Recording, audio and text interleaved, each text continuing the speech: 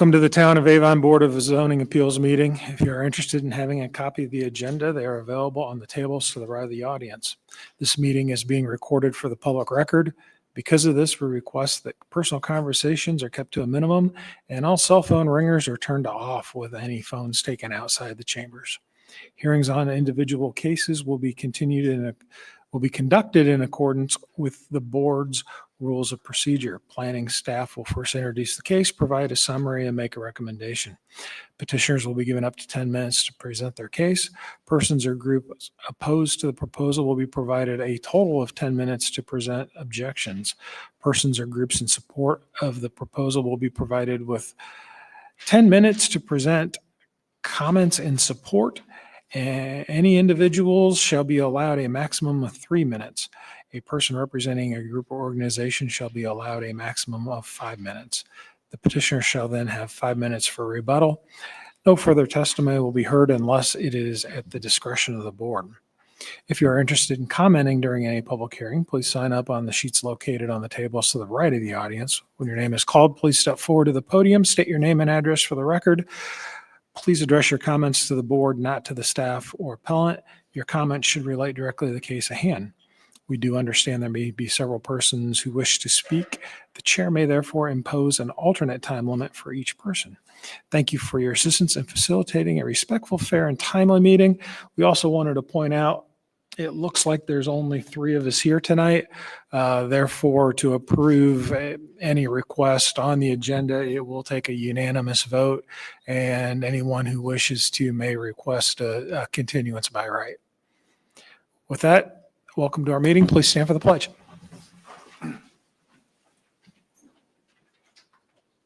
Pledge allegiance to the flag of the United States of America, to the republic for which it stands, one nation, under God, indivisible, with liberty and justice for all.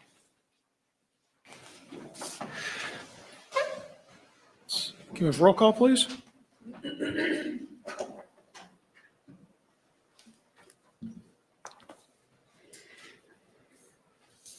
Ann Inman. Here. Catherine Rensburg. Here. Marcus Turner. Here.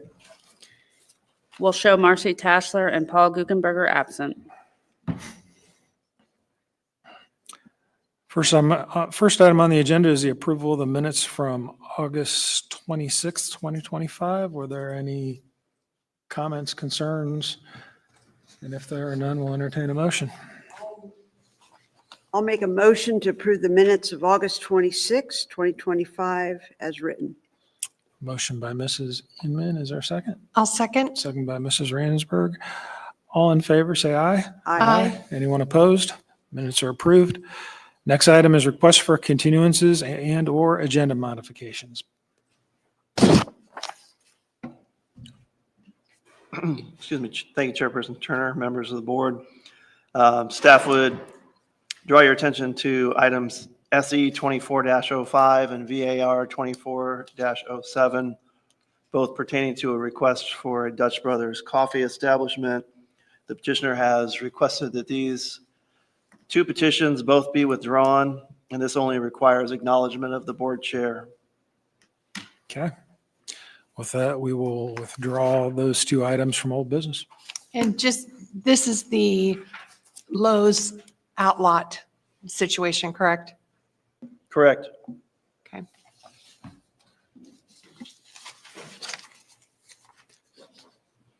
So having no old business, we'll go straight into new business.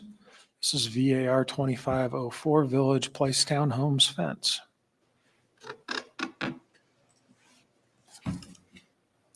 Thank you again, Chairperson Turner, members of the board.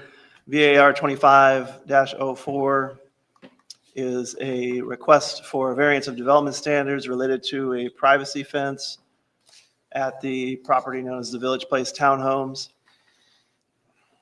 Specifically, it's a variance of UDO Chapter 5.11 D1 to legally establish an impervious fence in a drainage easement. The property is actually technically in common areas of the subdivision, which I don't believe has a technical address assigned, but it's behind The townhouse units that will be addressed is 8779 to 8985 Willis Way. The common areas are a couple of acres. I believe the overall property is over 10 acres. This is a look at the site here. So this is County Road 900 here along the east side of the property, US 36 down here. This is the Village Place Townhomes property.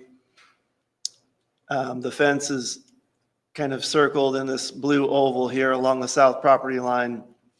You have Costco abutting to the south, the Ace Hardware and multi-tenant commercial property that's currently under construction also to the south. You have the YMCA property to the west, and then you have single-family homes that are within county jurisdiction to the north and east, as well as a church to the north, which is also in county jurisdiction.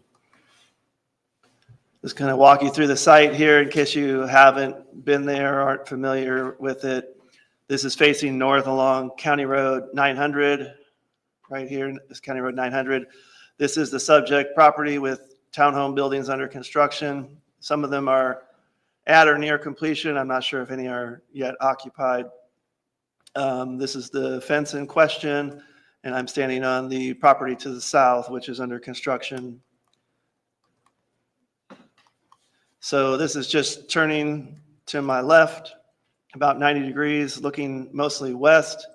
Once again, you see the privacy fence that runs almost a quarter of a mile all along the south property line. Again, the townhouse is on the subject site here and the construction site to the left. And then this is just looking on the subject site property, as you can see the fence and where it sits in relation to the townhouse buildings. And then finally, just looking south from the interior of the site, from Willis Way, which is the east-west street running through the development. Facing south, you can see the fence here along the perimeter. This is Costco behind, and then the Ace Hardware construction site over here. This is a copy of the Village Place Townhomes plat that was recorded, laying out the lots as well as the common areas and drainage and utility easements. I circled these two notations here because these labels indicate County Road D and County Road E. It's probably actually a little clearer if you look at the screen behind you, which is slightly less blurry. I circled those because underneath the labels for the common areas, it indicates D and UE, which labels that as a drainage and utility easement. So the fence starts about here and runs generally along the property line, going west all the way over to the border of the site with the YMCA property. This is the site plan that was submitted by the petitioner. Again, here's the townhouse property, the south property line. The fence is located just inside the property line. Their application indicates that it's approximately 2 feet off the property line. And you can see the fence is this line here, which I think has little X's on it. And then this line here is noting a storm sewer pipe that's buried underground, and you'll see inlets along here. That's important to note because the fence doesn't interfere with access to that stormwater infrastructure. And also, it should be pointed out that stormwater flows east and west along here. It's not intended to flow across the property line north and south. Impervious fences or walls are prohibited within drainage easements in order to prevent interruption of stormwater flow. As I mentioned, the fence roughly delineates the south property line, separating this residential site from the commercial developments to the south that are both existing and under construction. The fence isn't within the low point of the drainage easement where stormwater would flow from east to west. Therefore, it shouldn't cause any problem with stormwater flow. And for that reason, and for the fact that it doesn't interfere with access to the underground stormwater pipe or the drainage inlets that the town might have to maintain at some point, the Department of Public Works has specifically indicated that they have no objection to the location of the fence. Now, in evaluating the variance of development standards, you have 5 findings that you need to find are met. 3 of those are statutorily required. And then the 4th and 5th are the ones that the town has adopted as a stricter test than the ordinary practical difficulties test, which statute allows. So quickly, those findings being essentially that the variance not be detrimental to public health, safety, morals, or general welfare, that it not be injurious to the use or value of adjacent properties, that there be a practical difficulty that would result from strict application of the ordinance, that the variance relief that is requested is the minimum necessary, and that the need for the variance is not created by the owner previous or present. Staff believes that, staff is pretty confident that we believe the first 4 findings are met. We don't believe that a fence that is typical of a residential development would have any negative impact to the public or to the use of or value of adjacent properties. And again, as I mentioned, it does not interfere with stormwater flow or access to stormwater infrastructure. We do believe that the presence of a drainage easement on most of the area between the rear of the townhouses and the south property line does present a practical difficulty in being able to install a privacy fence to separate or provide some screening between this residential site and the commercial properties to the south. And we believe that it being near the property line and out of, well out of the low point of the swale, it would represent the minimum necessary to address said practical difficulty. Where we run into a little bit of an issue is with the 5th finding, requiring that the need for the variance was not caused by the owner previous or present. And it does appear that the need for the variance may have been caused by the owner who platted the site, created the drainage easement, and then installed the fence without making application for a permit from the town in the drainage easement. So in summary, we're confident that the first 4 required findings would be met, the 3 that are statutorily required by state law, as well as the first finding that the town has adopted as a more stringent practical difficulties test, that the relief requested be the minimum necessary to address the practical difficulty. It's just that 5th finding that the need for the variance not be essentially self-imposed that staff has struggled with. So if the board believes that all findings have been met, then we'd recommend approval of this variance subject to substantial compliance with the site plan that you saw. However, if the board does not believe all the findings have been met, then we would recommend that you deny this variance request. With that, I'd be happy to answer any questions the board may have. Questions for staff?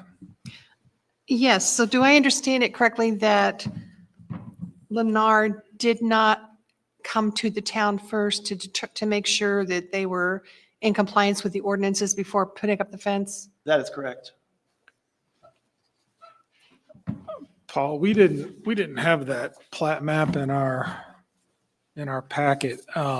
And quite frankly, I don't think the information I wanted to see is on there. You say that the fence is 2 feet off the property line. So I'm assuming that that is 2 feet north of the property line. And Correct. If you look at the site plan exhibit that the petitioner submitted, which is in your packet, I mean, it's difficult to see, but it certainly appears that the fence line is shown just north of the property line. so first of all, there's infrastructure in the ground. There is a pipe. What's the size of the pipe? And where is the pipe located?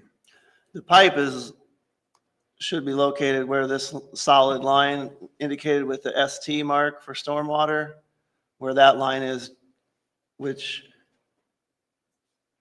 the petitioner might be able to give more information on the size of the pipe and the specific location that they believe it is from the fence. Well, quite frankly, the language of our ordinance is kind of silly with respect to the fact that we're not going to impede overland flow. This is about access to infrastructure. So I think the location of the pipe is important. The size of the pipe is important because if anything needs to be done, the town's going to need to get an excavator back there and dig it up. And if that thing is 2 feet off the fence, we're going to have a problem. But the waiver is simply to allow for an impervious fence, correct? Do I understand the placement of the fence is not the issue? The question is that they've put in an impervious fence without permission. They needed to do that because it was within the water easement, and the argument is the water is flowing east and west, therefore an east-west fence is not going to cause problems. Is that? Correct. And if this fence were an impervious fence, like chain link probably wouldn't be required in this scenario, but like a wrought iron open fence, it wouldn't be prohibited within the drainage easement. It's just impervious fences because of the ability to impede stormwater flow. Now, the ordinance, I believe, does require that any fence in a drainage easement be at least 5 feet from the stormwater pipe underground. And this should be, of course, we're relying on information submitted by the petitioner. So some of these questions you might want to ask the petitioner as well, because we don't have a. Right. Well, a that's why I was asking the Right. size of the pipe and how far it is from the fence. Right. I mean, there is a requirement in the stormwater management ordinance that easements must be 10 feet from the top of a bank or on each side of a channel or each side of the center line of an underground pipe 36 inches in diameter or less. I'm not a stormwater guy, but I would guess that probably with the size of this development, the pipes are less than 36 inches. So that the easement has to be 10 feet on either side. So that would imply that the stormwater pipe should be at least 10 feet from the property line. And if it's 2 feet inside the property line, as the application indicates, then it should be 8 feet from the stormwater pipe. And again, I would note that we did talk to the Department of Public Works, and they are aware of where the fence is and where the stormwater pipe is, and they have no objection to the variance. I guess my other concern was when I looked at when you had the pictures up there, it showed pine trees behind the fence. And I'm going, presumably that's directly over the stormwater pipe. And that creates another impedance for staff to get back there and do their work. So to answer your question about the size of the pipe, Linda has informed me from a review of the plans that it's a 15-inch pipe, which would be well under the 36-inch standard that would require a 10-foot easement on each side. I don't know if I can comment to whether there's any concern from Public Works about the trees that are in the easement, but I would just say to the board that the trees are not part of the variance that's being requested. We're only discussing the fence. And if there's an issue with where the landscaping is, Public Works will be able to address that. Has the DPR been approved for this? I'm assuming it is. It looks like everything's. This I don't believe would have had a DPR, being that it's zoned residential. The final plat would have shown landscape plans that would have been approved.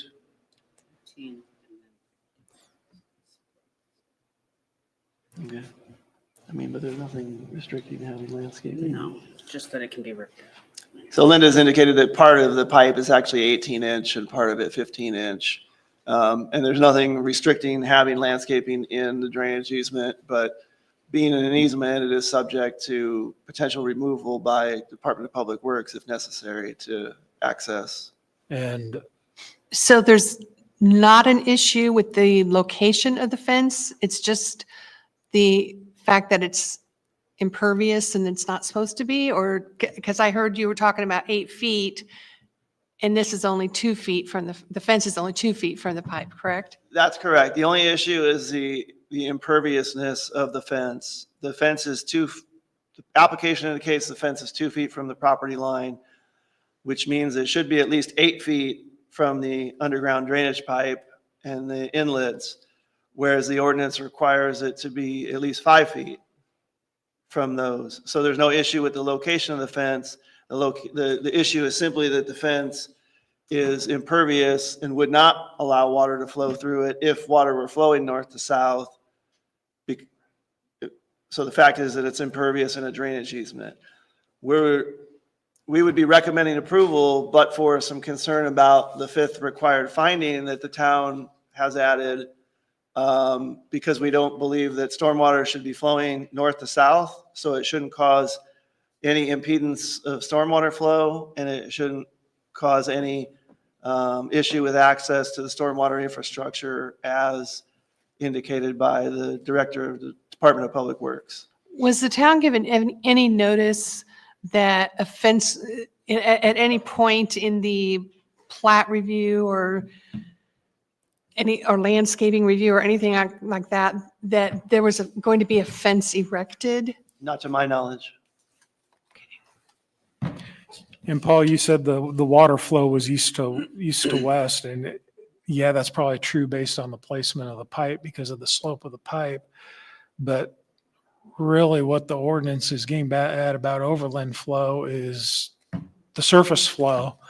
So which way does the grade go and which way does the overland water flow? That's the real question here. Right, and that's the plans show that the grading has a dip in the drainage easement near the center of the drainage easement, which is where the pipe is, which is where the inlets are above it. So you're saying that the surface grade is east to west in a central location, east-west and converges in a Because you central created location. Well, in the area of the drainage easement, it's from the north end, it's sloping in towards the pipe. From the south property line, it's sloping in towards the pipe.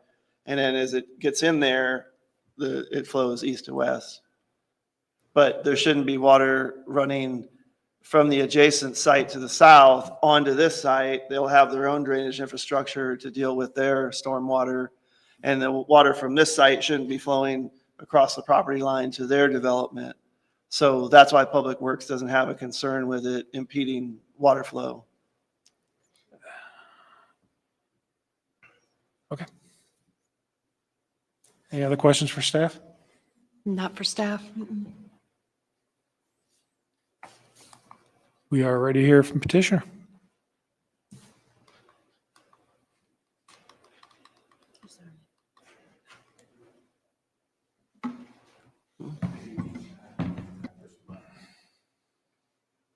Just make sure that green light is on. Oh, yeah. Good evening, Kyle Eichhorn, HWC Engineering. Paul, thanks for the very detailed summary of the situation here. I guess the only other thing that I could add before answering any questions is that on the primary plat and on the secondary plat landscape plan, we did indicate a privacy fence there on those approved plans. So that's really the only additional information. But I'll be happy to answer any questions. Before we get into questions, let's open the public hearing on this. It's, what is it? It's 6:53. Is anyone signed up to speak? We'll open the public hearing now. No one signed up to speak? No. And is there anyone that wishes to speak? Now, with no one coming forward, we will close the public hearing at 6:53. Okay. Questions? I guess my question is, I mean, Lennar is not some fly-by-night organization. You guys have been around for quite some time. You have a good reputation. You've got legal on your staff. Why did you not make sure that the fence placement and the type of fencing was in compliance with the ordinances? I guess maybe, we proposed the fence and the ordinance says that you can't have a fence that impedes drainage flow. So this fence doesn't impede drainage flow. And so I guess that wasn't indicated to be a problem until after the fence was constructed.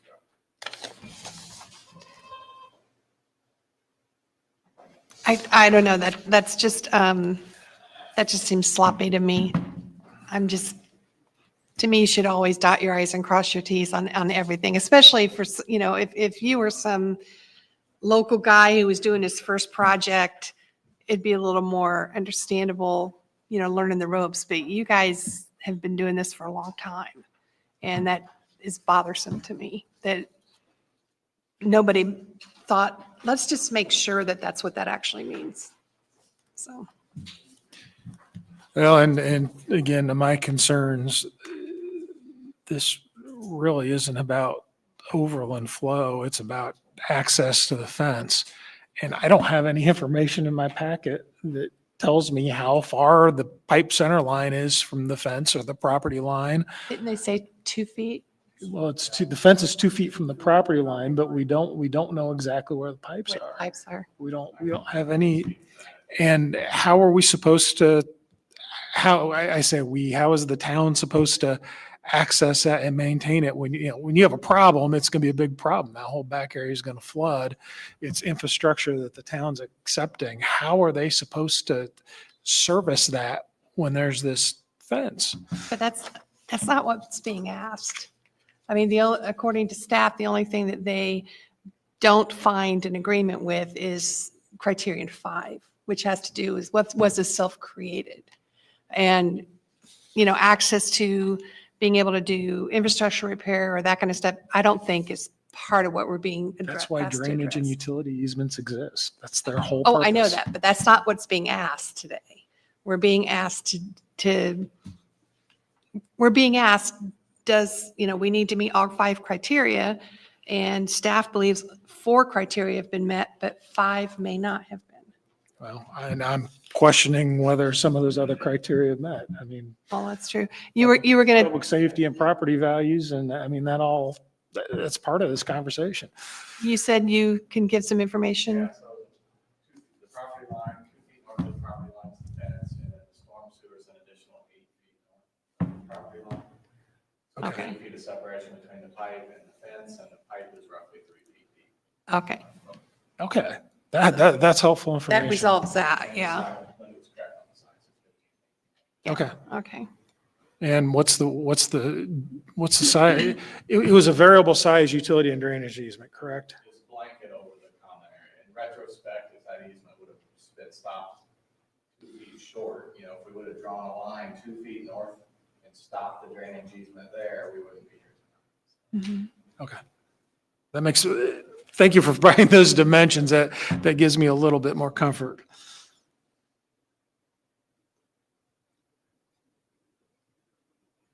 If I might, I'm sorry, go ahead if. I was just going to ask, could you put the picture of the fence back up again?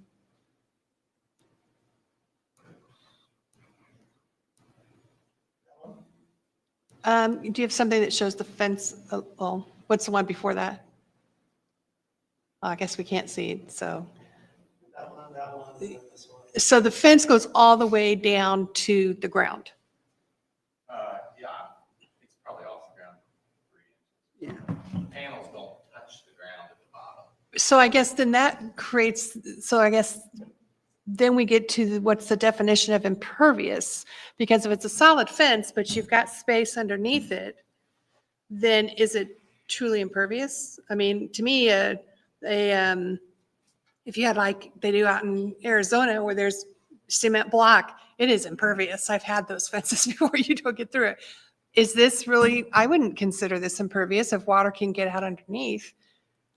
If your cat can dig a hole and get out underneath, it's not impervious, or dog rather. Yeah, so I mean, I can cite from the UDO that any fence, wall, or structure within a swale must allow for the movement of water through the swale. The area between the finished grade and an elevation 1 foot below the top of the swale must have a minimum unobstructed pervious area of at least 20%.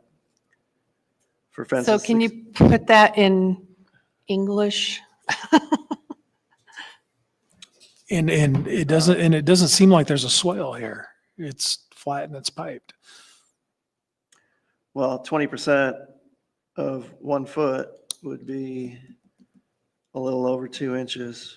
And you've got 3 inches? Yeah, I think in this photo next to the variance, I always think you can see there's a You can see gap the air. Oh, okay, we can see between it the there ground and the bottom of the panel. by the sign, to the right of the sign. Yeah, and we're not in the swale, I mean, we're parallel and next to the swale, so there's some ambiguity there.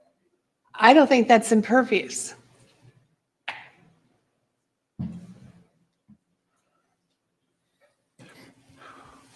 Well, I think that this is an interesting case because without getting hung up on the definition of impervious, the staff's conclusion is that they don't think there would be any impeding of surface water flow because of the way the fence has been constructed and designed.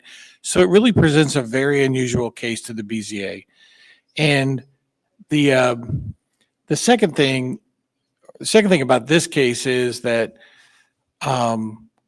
given the fact that the abutting properties are both commercial, you have a future Ace Hardware and you've got Costco behind it. This is a case where you might think about using your discretion, like we talk about in training about, what's the best thing here? So if the fence doesn't impede the flow, the BZA could use this discretion to say, the variance here gives us a better result than a denial. Now, that's up to you all, but that's just something to think about. If the fence created an impediment, this would probably be a pretty easy case, right? This would be easy. If this was a cement block fence, Sure. but I don't think it's impervious, which means I don't think a waiver is even necessary. Well, I understand, but I mean, you're, it depends on how do you define impervious? sure. Well, I think that traditionally in our ordinance, the type of fence, solid fence, is thought to be impervious, whereas fences that are not solid or slatted and have space are thought to be pervious. Regardless of the installation. Correct. So what Paul did, I think rightly so, in his staff report is talked about, well, although it looks like an impervious fence, modifications were made in the implementation, I'll call it construction or implementation, that made it so there'll be no impediment. And that's why he supported that's why he found positive on those factors. But I think that, yeah, you could say, well, but factor 5 is a hard one because I really think that the petitioner rightly said it, that slightly more precise drawing of the easement would have obviated the need even to have this hearing. It was kind of that I would call loose concept of the drainage and utility easement led us to where we are today. But again, the BZA has discretion. And if you lived in those townhouses, you would probably want a privacy fence.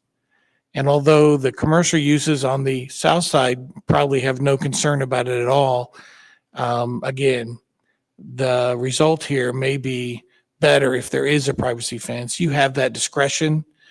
You don't have to exercise the discretion you have, but you do have that kind of discretion. I think we should grant the waiver myself.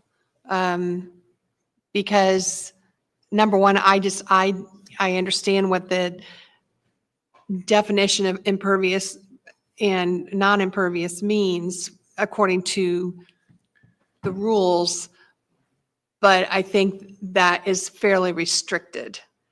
I think it's just very hard. We see that there's a clear gap that looks like more than 3 inches to me.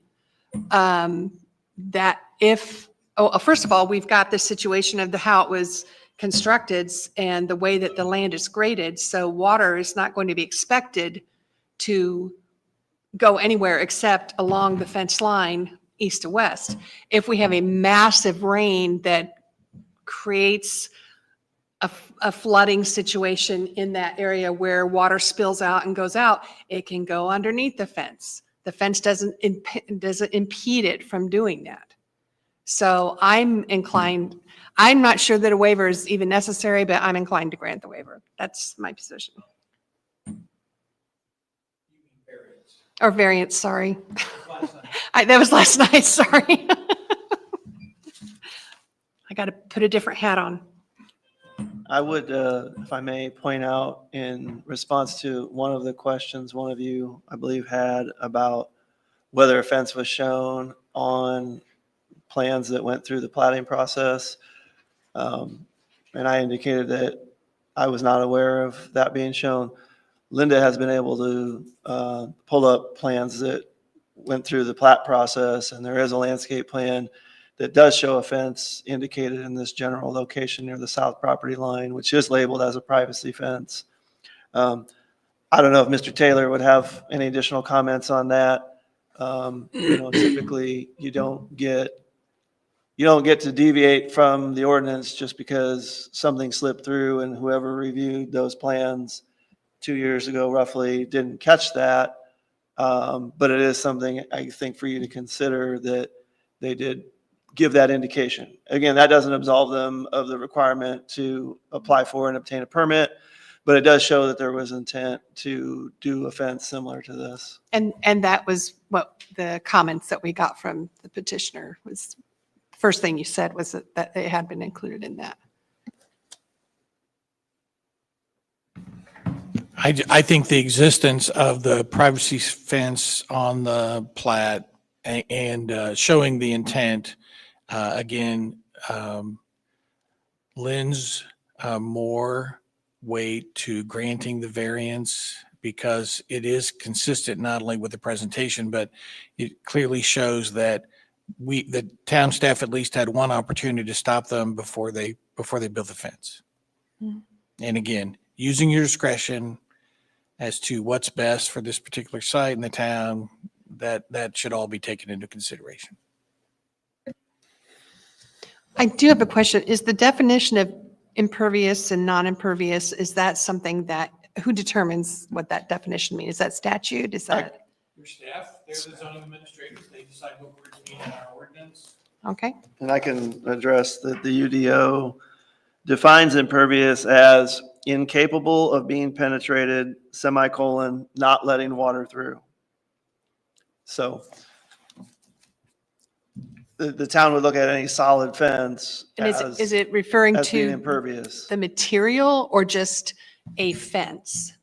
Because you could have a fence, you could have a chain link fence that somebody has put, I've actually seen this because I come from white trash country, where somebody has put boarding along the bottom to keep dogs from digging out, and so technically that non-impervious fence would become impervious, I'm confusing myself, would become impervious because of that. I don't know that we need to go through the hypotheticals of if you weaved something into a chain link fence, would it be impervious or not? For this purpose, a solid vinyl fence is clearly impervious. Now, as we've discussed, there is a method that it would appear that the ordinance would allow for such a fence if it were lifted up off the ground adequately. I'm also aware that town staff has in the past historically had concerns about whether or not, how high off the ground something would need to be, because in the event of flooding, debris and sediment could, block that area if it's only a small area under a fence. But the definition is assigned to the material, not the installation. Is that correct? Well, I think you're kind of parsing, I'm not sure, maybe I'm misunderstanding. Well, I mean, A solid vinyl fence is impervious. Design would be the better way to think about design. it. Okay, thank you. Because materials could vary, but we generally think of a fence without space between the elements of the fence. Traditionally, we've said that's impervious. But again, Paul in his report went to great lengths to say why he believes that even though it has that definition, it does not impede the flow. And again, I think that's important, maybe to move to impervious, but does not impede, again, open the door for Paul's analysis, which I thought was good, about the function of the fence. And I think that's the most important thing in terms of this. The other thing I would say, staff has sometimes been concerned about fences in various places when the water flows toward the fence. And that 12-inch height will allow for quite a bit of flow. I'm not an engineer, but if you think about it, that would allow a little bit of flow. Again, I think Paul's report rightly points out that the way the contours are on this property, water to the south is going to flow south, water to the north is going to flow north, and that the only water we're going to really be dealing with will be the water that's on the ground right by the fence. So there is no major swale, or there's not like the land of the south is higher. I thought that Paul's analysis of that was very good. Also, the fact that the drainage mechanisms to the north of the pine trees, there you can see in the picture, are obviously lower where the pipe is. So it appears that, and obviously that area is also lower than the base level or the foundation level of the townhome. So you can kind of see that there's been contouring done so that the water will flow away from the fence. I think that's really important too, because in cases where we've had enforcement on this, and I've been involved in those, it's where a fence was constructed right where we expected all the water to flow, and that's different. Here, I thought the staff report went to these links to talk about what we could expect in a rain event. And Paul's conclusion was that he thought that the measures taken in terms of the spacing and also other measures were adequate to not lead to the impediment of flow. Well, I think to me, it looks like the grading has created a wide, shallow culvert for water or basin, if you will, between the townhomes and the trees. And so water on the fence side will flow in that way. Water on the townhome side will flow in, sort of all gathers in that area. So, I mean, I still think the waiver should be granted. So with the clarifications from the petitioner on where everything is, I'm perfectly happy with criteria 1 through 4. The big thing sticking out here is the need for the variance was not caused by the owner, previous or present. Yeah, I think our hang up there relates to the fact that the privacy fence was shown on the plat and approved.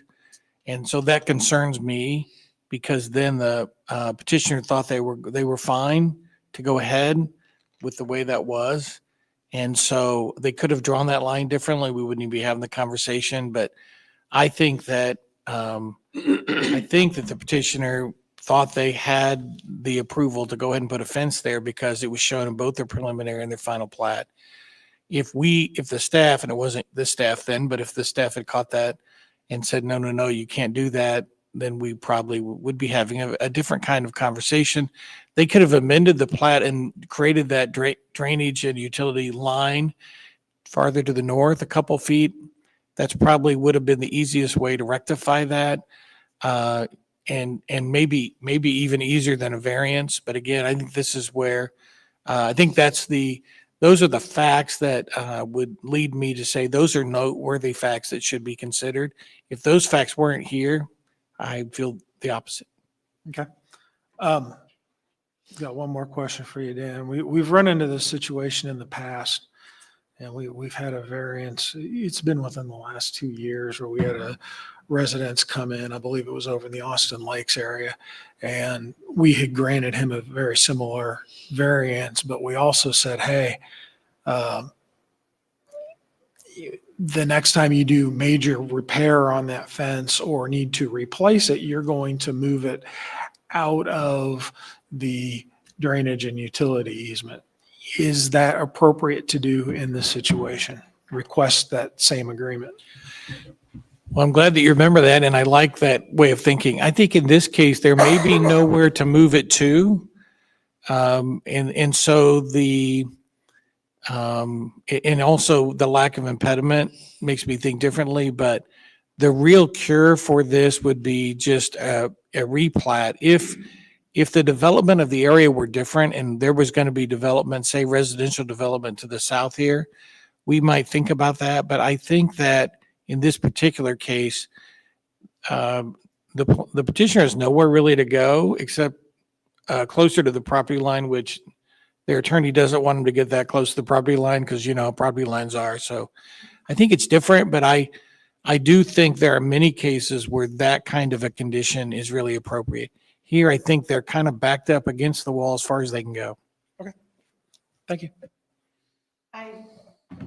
I agree that if staff had caught this earlier and said yes or no, then we, or had said no, and then the fence went up anyway, it would be a different conversation. But fact is, staff didn't catch it. And I believe the petitioner took that as tacit approval for what they intended to do. So I don't know that it can be said that they caused this because they didn't put the fence up contrary to what they'd been told. Okay. Any other discussion? We'll entertain a motion. I move that we approve VAR 2504 Village Place Townhomes Fence, a variance of development standards of UDO 5.11 D1 to legally establish an impervious fence within a drainage easement because it will meet all the requirements for a variance of development standards under state law and subject to the approved findings of fact. A motion by Mrs. Rainsberg. Is there a second? I'll second. Second by Mrs. Inman. Any discussion? Roll call vote, please. Inman, 4. Ransberg, 4. Turner. 4. Thank you.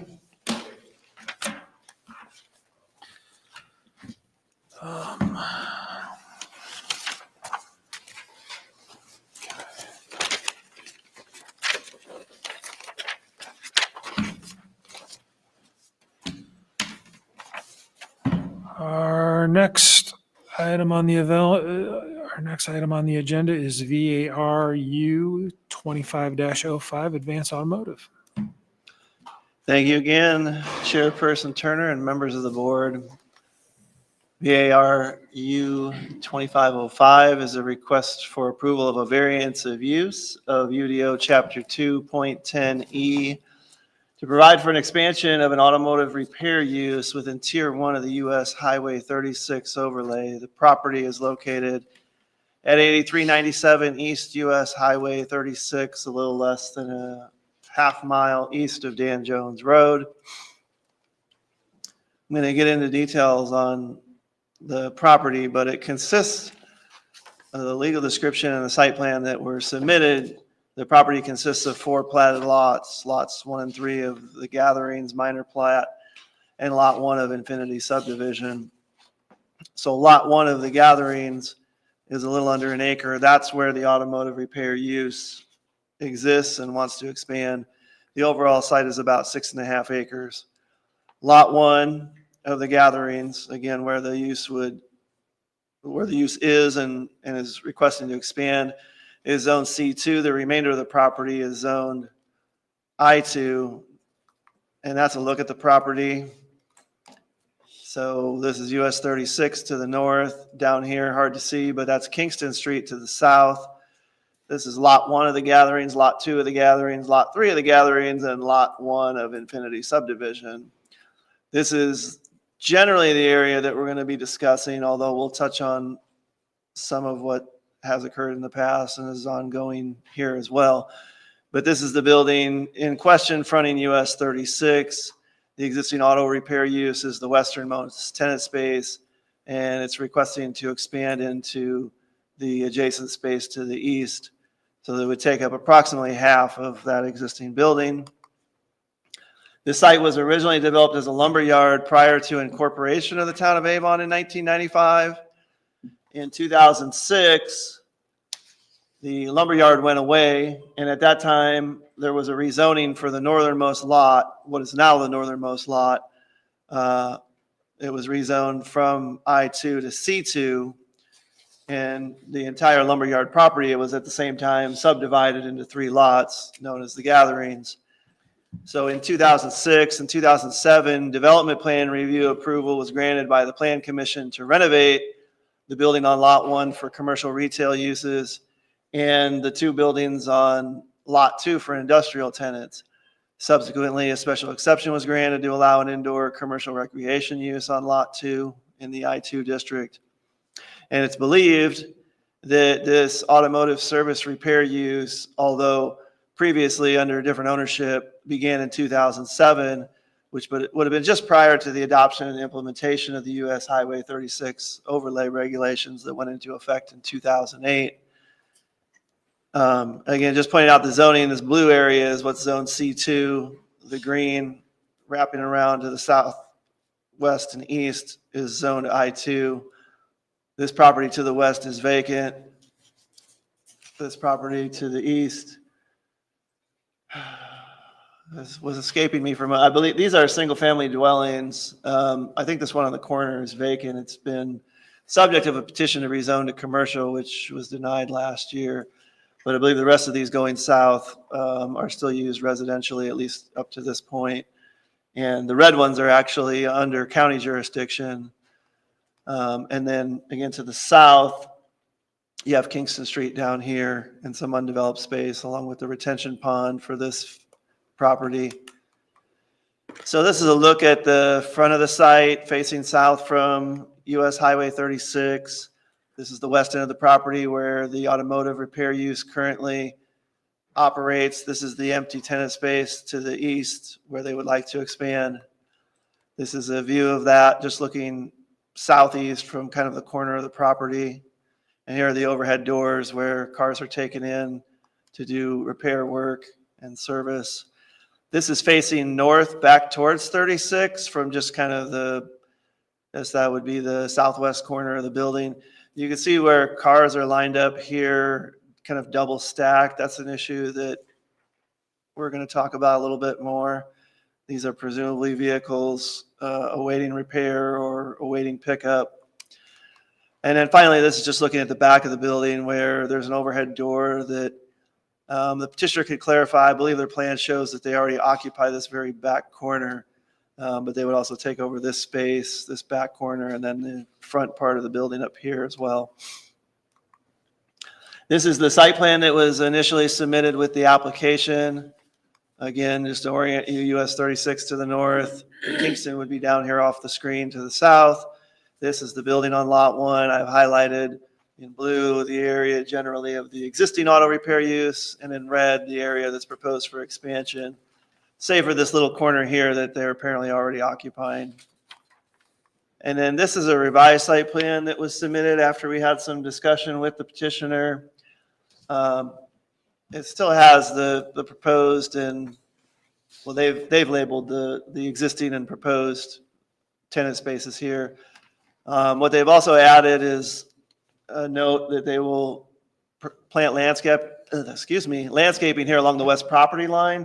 This is the area where you saw in the photo vehicles were double loaded along this west side of the property. So they were there's gravel there. Those vehicles are encroaching into the west perimeter yard that should be landscaped. And they also when they're double stacked there, they somewhat impede the ability to have two-way traffic on this side of the building. So since they're showing this landscaping here and that there would only be one row of parking for cars here, they've also added this space down here on lot 3, which they're showing as an additional area, an overflow area for vehicles awaiting repair. Now, this just shows you here the floor plan. Again, this would be to the north. This is the existing space. Apparently they have this space as well, and then they'd be expanding into the rest of this tenant space to the east.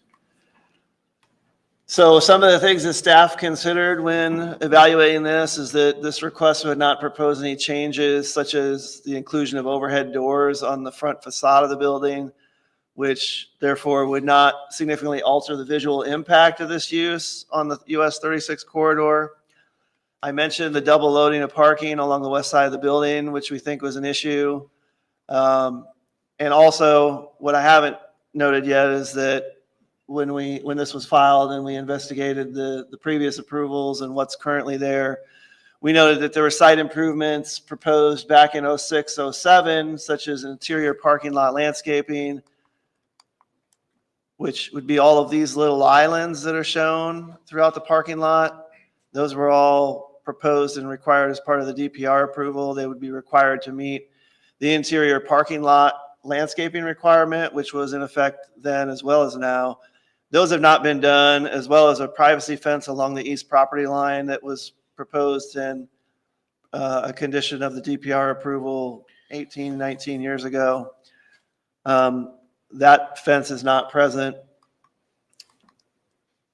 So, and then as well, I believe looking at old aerial photography, there were ADA reserved parking spaces properly marked and signed, but perhaps with resurfacing or restriping of the parking lot, that's now out of compliance. So again, to address that, the petitioner did propose to install landscaping along the west property line to prevent the double stacked parking there, which would interfere with two-way traffic flow around the west side of the building. They've created that overflow parking lot area to the south, and they have indicated that they're agreeable to addressing these other site deficiencies, whether it by complying strictly with the plan that was approved in 2007, which was the basis for this plan. So the same things you're seeing on the plan that was submitted today are consistent with what was approved and required back in 2007. They've indicated that they're willing to, again, address that. It could either be done through strict compliance with this plan, or they could file an amended development plan review with the commission if they wanted to propose a different layout for the interior landscaping or for any of the other site improvements. So the staff is agreeable to those non-compliant items being addressed in the near future. And our proposal would be to withhold a permanent certificate of occupancy for the proposed expansion area until those items are all addressed.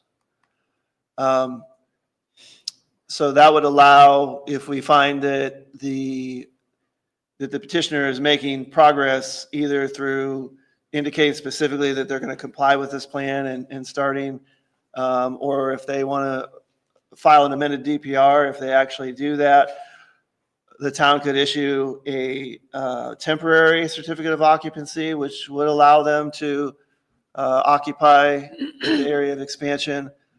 And that's typically for a period of 6 months, but they would still need a permanent certificate of occupancy, which we would require that they actually comply with all of those deficient items on the site plan before they would get that permanent certificate of occupancy. So to address the findings of fact that are required for a use variance, those being that essentially the first, that it's not injurious to public health, safety, morals, or general welfare of the community. We don't believe that the expansion of this use would have a negative impact on the public. The second required finding being that the use and value of adjacent areas not be affected in a substantially adverse manner. Again, without changes to the exterior of the building, with addressing the double stacked parking and creating an overflow parking area in the back, and complying with the things that were required on the previous development plan review, specifically the privacy fence required between the site and the dwellings to the east, the interior parking lot landscaping, and the proper striping and marking and signage of ADA reserved parking spaces. Staff doesn't think this would have a negative impact on surrounding properties. The third required finding being that the need for the variance arises from some condition peculiar to the property. We do believe that the property originally being built as an industrial building, it being renovated for commercial use before the US 36 overlay was adopted, those are conditions peculiar to this property. The fourth finding being that the strict application of the ordinance would constitute an unnecessary hardship if applied to this property. Again, tying back to the fact that this property was developed prior to the town incorporating and then being renovated prior to the adoption of the US 36 overlay, we think that strict application of the ordinance would constitute an unnecessary hardship if applied to the property. I would also point out that the US 36 overlay restricts certain uses that would otherwise be permitted by the underlying zoning. This site being C2, an auto services business such as auto repair would be permitted by the underlying C2 zoning. But the US 36 overlay prohibits that use in Tier 1. It's allowed by special exception in Tier 2, and then it's permitted by right in Tier 3. So being in Tier 1, the overlay prohibits this use.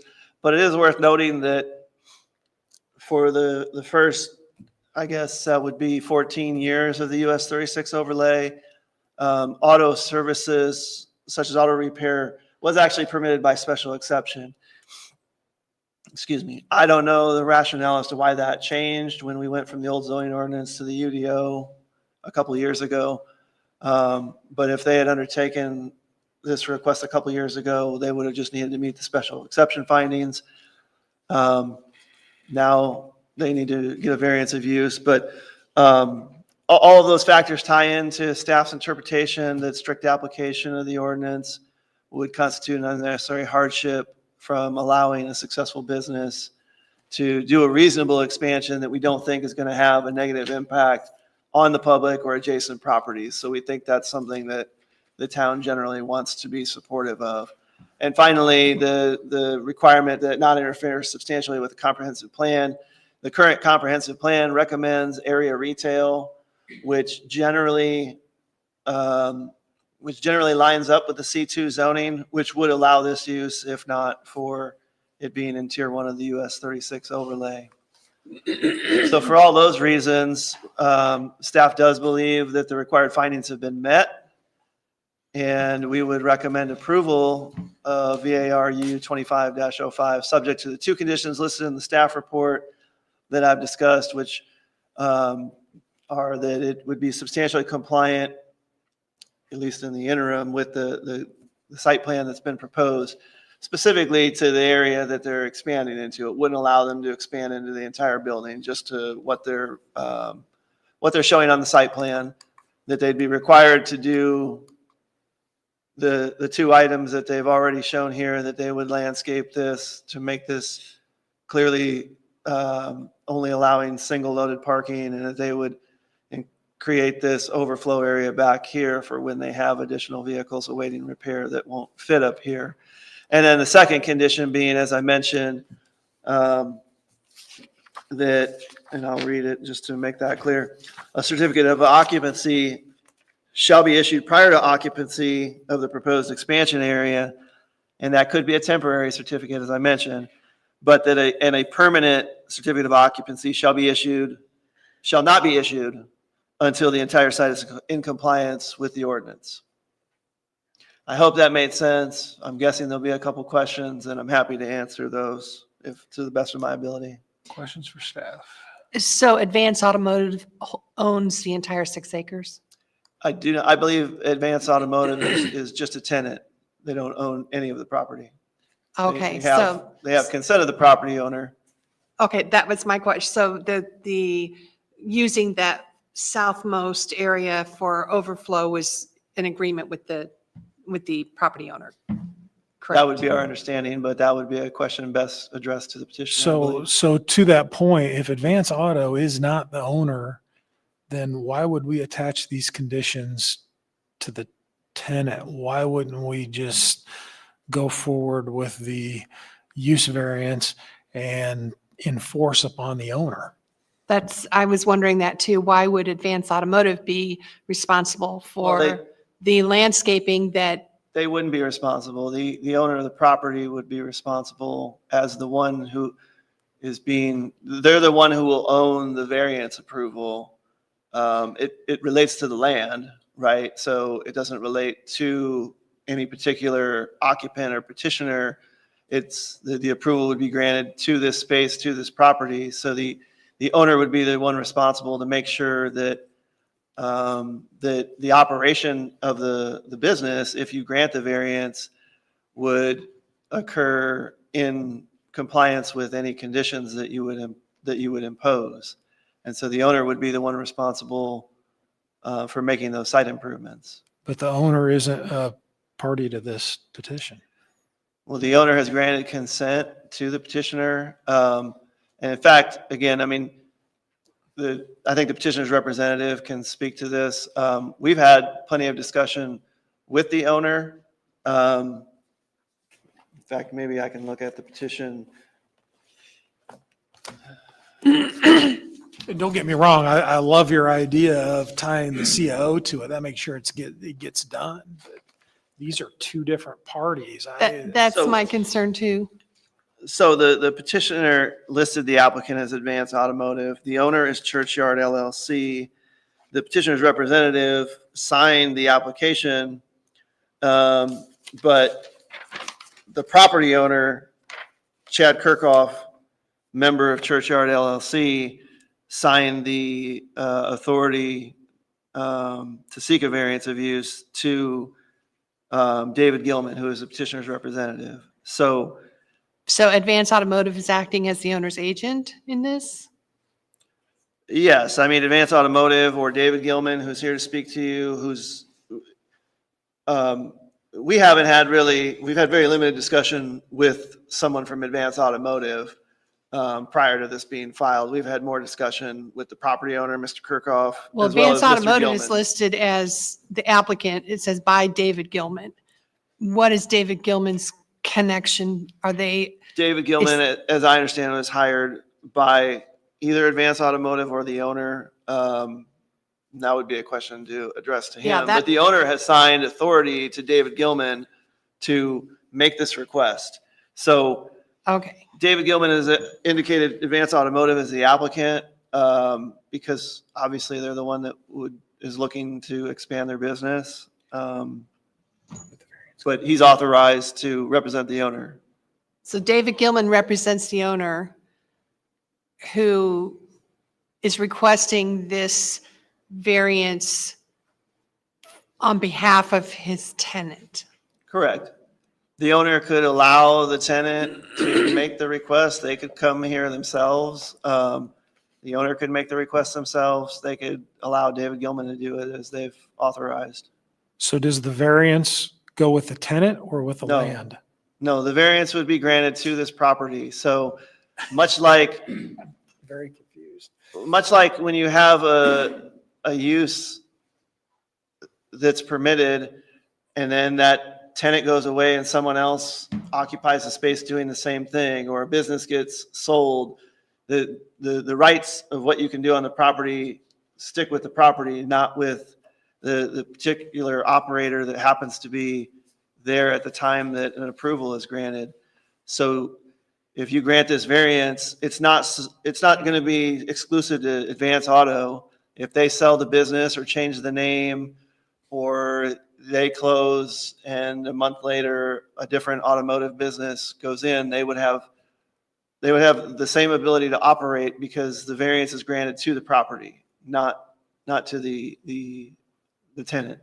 So I guess, Mr. Taylor, are we just overthinking this, or is this Yes. more what we would call a scrivener's error in terms of who the applicant is? Yeah, well, we know the applicant is the petitioner, but I think we're just getting into issues that, We're in the weeds. you are allowed to impose reasonable conditions upon a grant like this. Whether those are necessary or not will be developed, I think, when you have the petitioner speak. But remember, use variance is exactly like Paul said. It is, if you look at the use table, this use does not have a P there. It's not permitted. We normally have that And booklet with us. And so when someone asks for a use variance, all they're doing is saying, could we just put a P in there for my one thing that I want to do here? So they could get a rezone and they could just rezone it to the appropriate designation. But in certain circumstances, this use variance is the other way. So all you're being asked to do is to put a little P on this property and say that intended use is permitted. That's all you're being asked to do. So the applicant, even though it says the applicant is Advance Automotive by David Gilman, which means David Gilman is acting as the agent. On this, it sounds like he's the agent for Advance Automotive, but he's actually the agent for the owner, correct? Okay, I just wouldn't get hung up on that. The tenant Okay. is requesting the use variance. A tenant or a non-owner must obtain the authorization of the owner to file anything with us. That's all normal. Okay? That's all normal. But if you grant a use variance, it goes with that space. Okay? It goes with that space, and that says that someone can do something there legally that prior to an approval, they could not do. And So we I could think- not be here tonight if the owner had not signed off on Advance Automotive coming here. Correct. Okay, that's all I needed. Correct. Any other questions for staff? I think we're ready to hear from petitioner.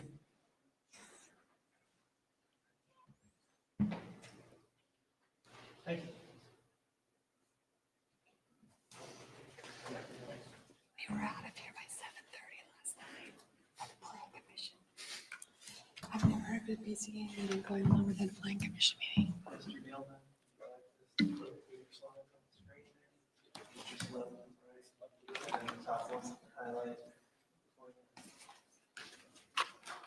Hopefully that light's still good on the microphone.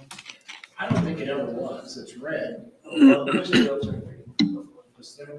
Yep. Can you hear me? Yep. I don't know what I did to my left or right, Paul. Right there?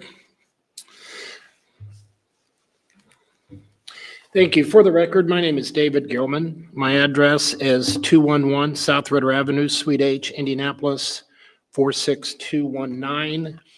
I represent Churchman LLC, who owns the property, and we are here doing the business as Advance Automotive, and that's just for clarity to let you know what business is in Avon that's asking for this expansion, even though when I write the petition, when I write the commitments that are going to be binding for the property, we do that on behalf of the owner agrees to this, the owner agrees to that.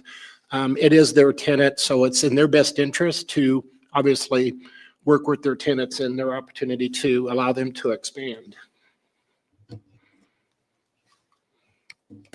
So in the first tab of the handout I gave you, I call it a narrative. It's basically the letter that we submitted to our petition to the board members.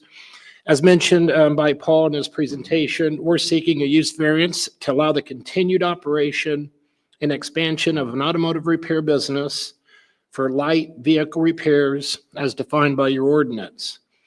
Advance Automotive has been at this location since 2007 and have developed a very credible business in the community. And in order to meet this demand for their services, they're requesting to occupy a recently vacated spot adjacent to their existing business. The ordinance does have a provision, and I only bring this up just for comparison purposes, but if you're a legally established non-conforming use, you are allowed to expand within that building as long as that building was for that use. And even though our building has other tenants, it's zone C2. C2 permits automotive repair. So I only want to bring that up because there are provisions in your ordinance that acknowledges businesses that want to expand and stay in the building, not do exterior changes, that are allowed as a matter of right to do that, as opposed to requesting a variance. In this case, the building has multiple tenants, and that's one of the reasons why we're here asking for your support to allow a legally established non-conforming use to be able to expand. In the second tab, this just says the overall site plan that shows you that we are the building closest to US 36. You see there are 3 or 4 buildings on the property. This building, as staff mentioned, was a lumber company, the entire site, the 6.5 acres. Over the years, it's been remodeled, repurposed for commercial tenants, commercial businesses. One of the things that I've discussed with the staff prior to the filing is to take that 2000 plan that was agreed to and approved, but some of the things were not complied with. I want to assure that I have the cooperation of my client to immediately start working with the staff to bring this 2007 plan in compliance. I think I'll have my team rework some of that interior landscaping where it's more effective than just scattering it out all over the site.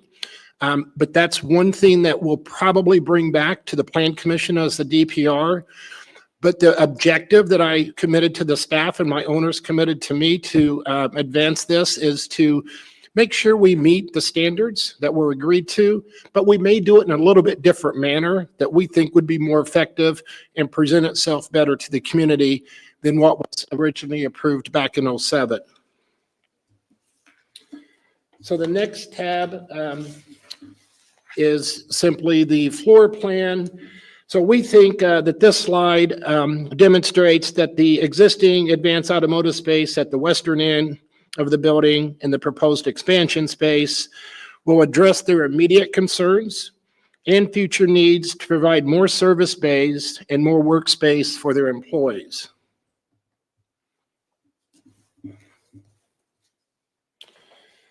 The site plan shows, the site plan that we presented here is the 2007 plan with some modifications to what we would consider smart growth principles for the automotive use expansion. The western parking area will now be fully landscaped and screened from the view of the open bays and the vehicles awaiting repair. The need to double park in this area will be mitigated with the new additional service bays that the expansion area will provide, as well as the owners have already provided a paved parking area at the rear of the center, commercial center, to allow additional parking or storage as needed. This is an agreement between the landlord and the tenant. This new storage lot will be completely screened with an opaque solid fence. And then the final tab in my handout, these are the commitments that are in the staff report. We would agree to the following commitments to ensure advanced automotive expansion is in compliance with the plan that you saw today, dated September 12th, the landscaping, the overflow parking. And we will also commit to this board and to the staff that we will bring the total site in compliance or seek a new development plan review before the Plan Commission. Again, and that is before final occupancy permit would be permitted. And I think that just helps the staff have some leverage to hold us accountable for things that we commit to that sort of fell through the cracks in '07. And we don't want that to happen again. My clients would like to have their property be able to expand and have new users come and go without having, a lot of problems or issues. And it's, again, they've authorized me to start working on that immediately with the staff and the new plan. So with that, I'm going to incorporate the findings that I submitted, which parallel the findings that the staff had presented. And I'm here to answer questions. We'll go ahead and open up the public hearing. It's, let's see, it's 7:48. Is anyone signed up to speak? There's not. Would anyone like to speak? And with that, we'll close the public hearing at 7:48. Questions?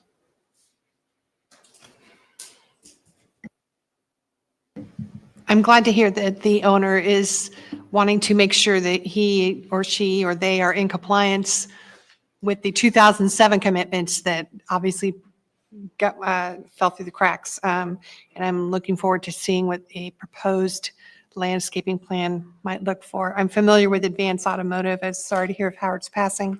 And I have wondered why the lobby was so small. I didn't have any questions, but just a couple quick comments. First of all, this is kind of exciting because I think this is the first case I ever heard when I came to the Plan Commission in 2007. So I guess everything went full circle here.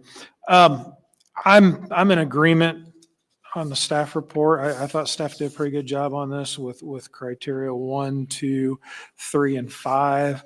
I do not agree with their analysis of criteria 4, however, which is the strict application of the terms of the ordinance will constitute an unnecessary hardship if applied to the property for which the variance is sought. And the staff says that the building predates adoption of 36 overlay. I reject this notion that there's an unnecessary hardship simply because we have an ordinance, be it a new one or an old one or a revision or whatever. However, I thought the petitioner's explanation that, hey, we've invested in this property, we just need to grow, I think it's a reasonable explanation. So with that, I'm happy to support this. I would agree.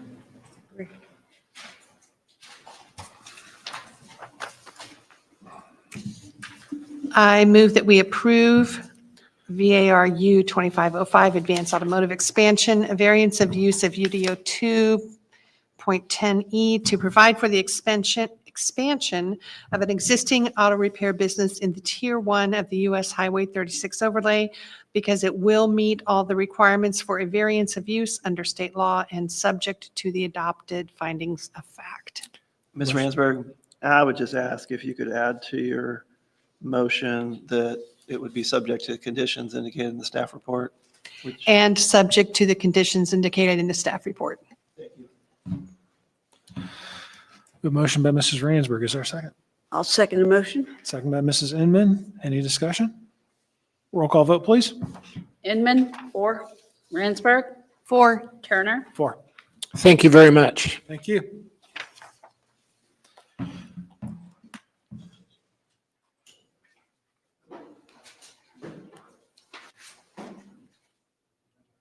Next item on the agenda is VAR 25-06, Harlan Bakeries expansion.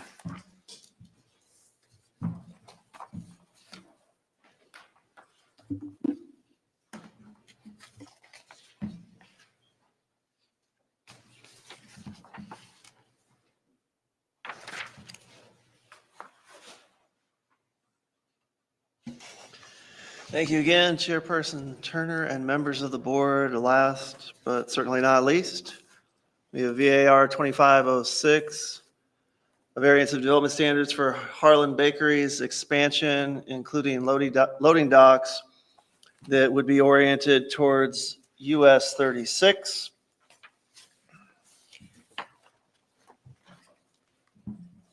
Specifically requesting approval of a variance of development standards of UDO 2.10J7 to allow for a building addition with loading docks facing US Highway 36. This property is located at 7597 East US Highway 36. That is the address of the existing Harlan Bakeries facility. Also included with this request is 132 through 210 Production Drive. The addresses are a little odd on Production Drive. I believe there's a 4-digit address in between there in our GIS system, which appears to be an error, but I'll show you on the map where this is. But the Harlan Bakeries existing property was platted as Harlan Bakeries Lot 1, and then we have 6 unplatted parcels along the west side of Production Drive. All totaled, the property is about 14.5 acres.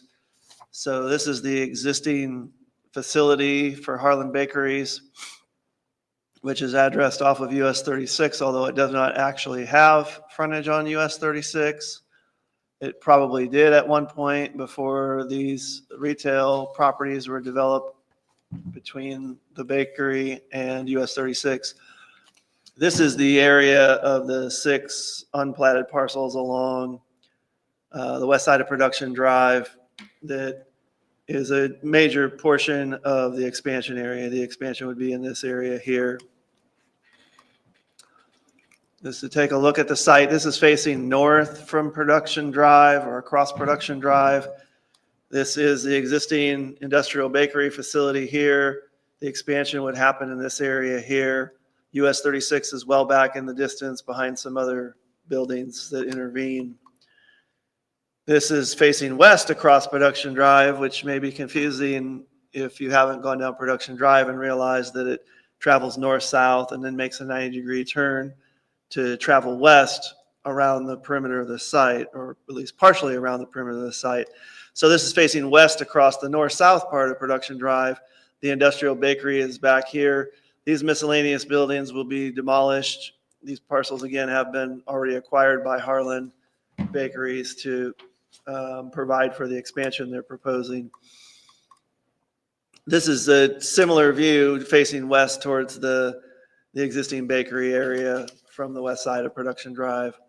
This is facing south from basically you're in the area where the expansion would take place, facing south across the east-west portion of Production Drive.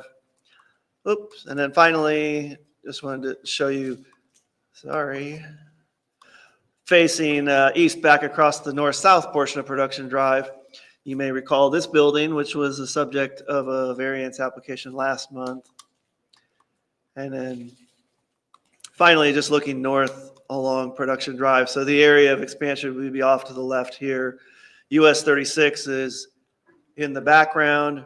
Important to note that this is a commercial retail multi-tenant building, which is between the bakery site and US 36. So this building is going to screen the proposed building addition and the loading docks from US 36. The site is zoned I2, which allows the industrial bakery that is there. And it's located within Tier 3 of the US Highway 36 overlay zoning district.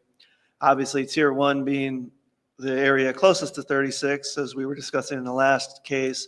Tier 3 being the farthest away, which is property that is more than 660 feet or an eighth of a mile from the US 36 right-of-way.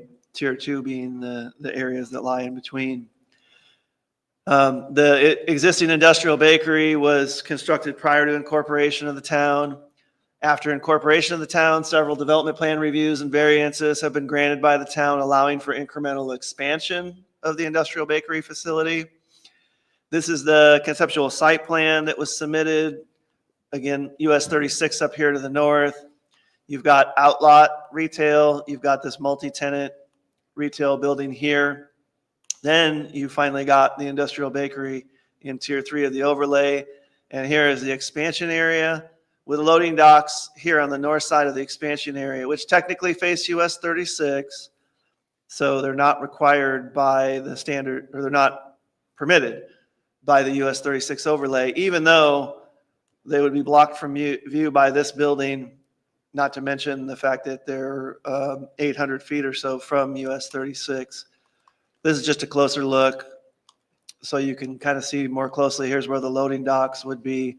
And again, if you're on US 36, you might not see through the culvers, but you might see around it, but you're not going to see through this building to see the loading docks. So in addition, it's important to note that in addition to the loading docks not being allowed to face US 36, the overlay district also prohibits them from facing any other public street. So even though the site doesn't front on US 36, the loading docks can't face north towards US 36. They can't face east towards Production Drive because this is a public street. They can't face south because this is also public street, an extension of Production Drive.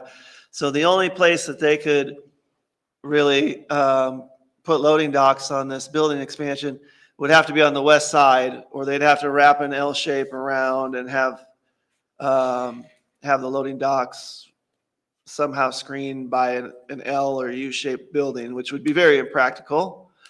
So we do find that there's a practical difficulty in designing a building addition with loading docks that don't face north, east, or south. Again, they would be screened by essentially two layers of commercial development intervening between this site and US 36. So again, looking at findings, back to the same findings we had in the first case, that it not be detrimental to the public health, safety, morals, or general welfare of the community, that it not be injurious to the use or value of adjacent properties, that the strict application of the ordinance result in a practical difficulty, which I've touched on, that the variance relief requested is the minimum necessary. We do agree that that's the case, and that the necessity of the variance is not created by the owner previous or present. And we find that all of these findings are met for the reasons that we've discussed. And so having found that, if you agree, which we hope you will, so that this business can expand and continue to be an employer in the town of Avon, we recommend that you approve this variance subject to substantial compliance with the conceptual site plan file dated 18th of September of this year. And with that, I'd be happy to answer any questions the board members may have. Questions for staff?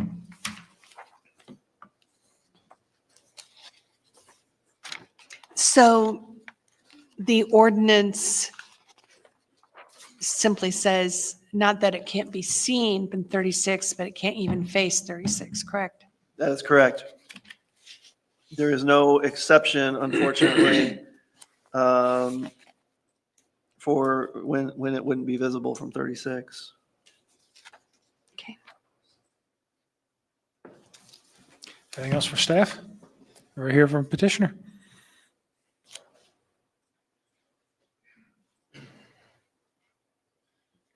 Hello, good evening. Ben Culver, 71 West Marion Street, Danville, Indiana, 46122. Here on behalf of Harlan Bakeries LLC, we have a team with me here tonight to help answer any questions you may have. It's a freezer warehouse building that they want to add that they don't have that now at this site. And it's going to be a huge investment in the town, 30 to 35 million, employ 15 to 18 additional people at this site. I really don't have anything else to add as far as the criteria go. Paul's done a nice job. It's not viewable from 36. It's a technicality on having to face the docks north and get this variance. So I hope you understand. Happy to answer any of your questions. Very good. We're going to go ahead and open up with the public hearing. It's, 8:01. Is anyone signed up to speak? No one has signed up. Would anyone like to speak? And with no one coming forward, we'll close the public hearing at 8:01. Questions, discussion? I think this is a perfect example of why the waiver process or variance process is, thank you, wrong night, is so important because we're not talking about creating or doing an expansion on a property that's sitting out in 100 acres and where you have lots of options.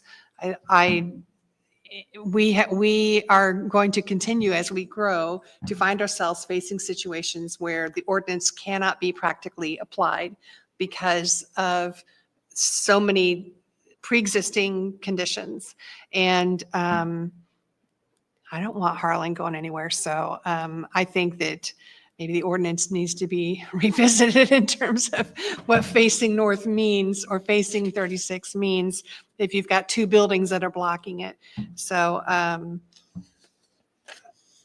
I think this is a perfect example of why our waiver, our variance process is so important. And this is a perfect example of when it should be applied.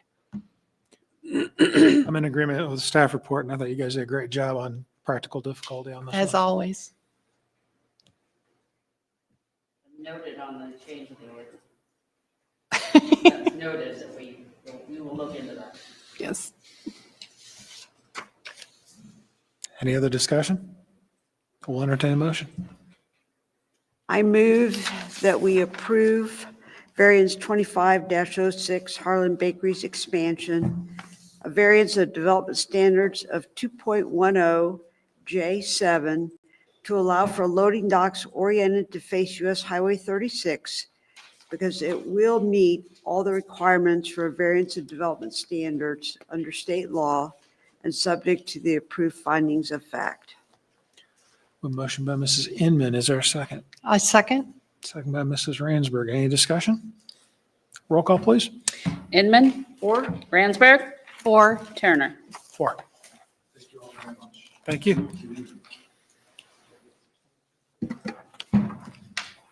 Do we have any other business? We do not. Then we are adjourned. Thank you. just in time to watch America's Got Talent.